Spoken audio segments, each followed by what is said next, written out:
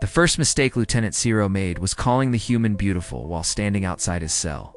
The second was saying it in Velothi, her people's language. And the third was smiling when she said it. Because humans were supposed to be dangerous only in simple ways.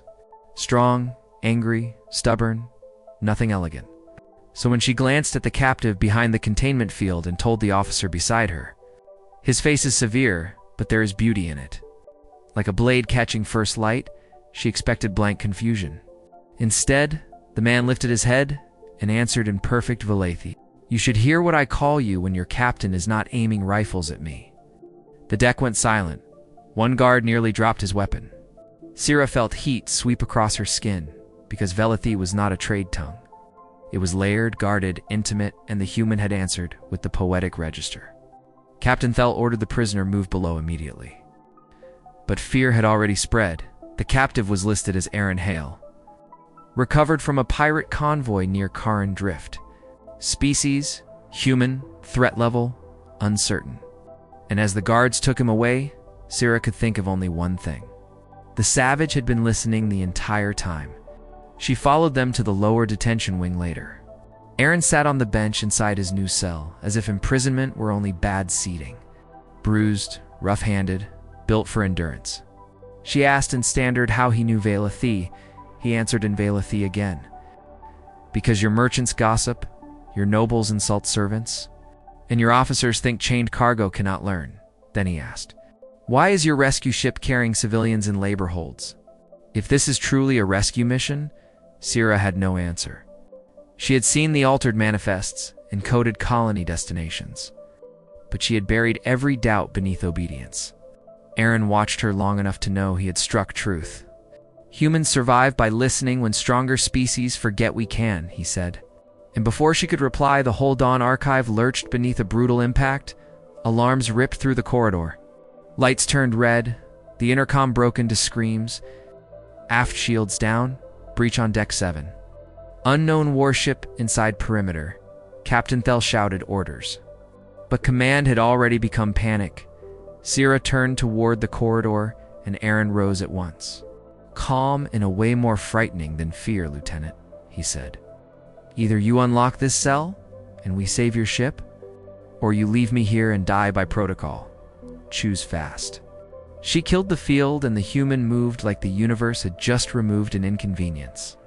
They ran through smoke and flashing emergency light, past crew hauling wounded friends and armored boarders cutting through hatches. Aaron snatched a fallen pulse carbine, fired once without slowing, and dropped a raider through the visor, then shoved Sira behind cover before a return fire melted the wall where her head had been. He read the ship almost instantly, vented a corridor to kill a breach team, rerouted emergency power to internal shields, forced open a jammed blast door, and kept speaking in clipped Velathi the entire time. Sira was shaken less by the fact that he understood her language than by how well he used it under pressure. Then they reached engineering and learned the worst truth of all. The attacking ship was not pirate-made. It was Coalition Black Fleet, unmarked, deniable. Sent to erase the labor operation, the refugees, the witnesses, all of it. Sira heard the transmission through a cracked console. No survivors. Preserve narrative integrity. And in that instant, her faith in her uniform died. Aaron did not waste breath cursing anyone. He tore open a maintenance panel, shoved both scarred arms into live conduits, and began rewriting the engine balance by hand. Sparks crawled over his sleeves, metal burned, coolant hissed. "What are you doing?" Sira shouted. He flashed her a grin, "Teaching your ship how to bite back." The plan sounded insane. Aaron was using the crippled fold regulators to create a directional gravitic shear instead of a jump field. An internal weapon no sane Velathi engineer would attempt on a damaged cruiser, because it could rip the Dawn archive apart with its target.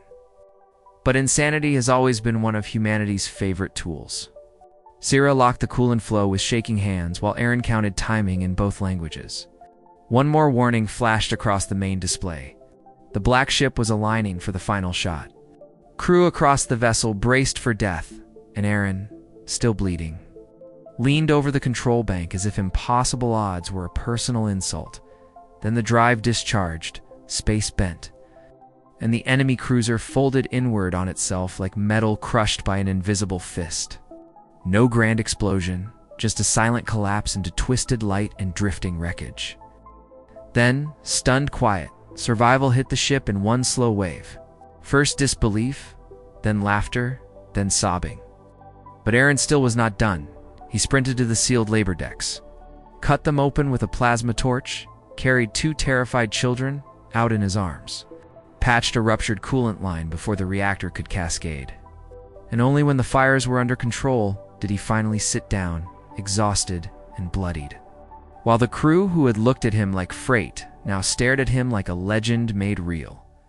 Hours later, Captain Thel was under arrest, the refugees were fed, and the stars outside the observation glass looked colder. Aaron stood there with bandages around his hands, his scarred face lit by distant wreckage, and Sira understood why the word beautiful had come so quickly to her tongue. It had never meant softness, it had meant rarity, pressure, a thing shaped by harsh worlds that still refused to become cruel. Aaron glanced at her and smiled. So, Lieutenant, now that you know I heard every word, do you regret saying it? Sira lifted her chin and answered in Velethi. No. I regret only saying it quietly. His laugh was low and warm, and behind them, one of the rescued children pointed at the human and whispered to the others. He heard us. He saved us. The human heard us. The sentence spread through the Dawn archive. Then beyond it, station to station, crew to crew, until it became more than rumor, it became a warning written in awe. Never mistake silence for ignorance, never mistake kindness for weakness, and never forget that a human can hear the truth long before anyone else is brave enough to say it.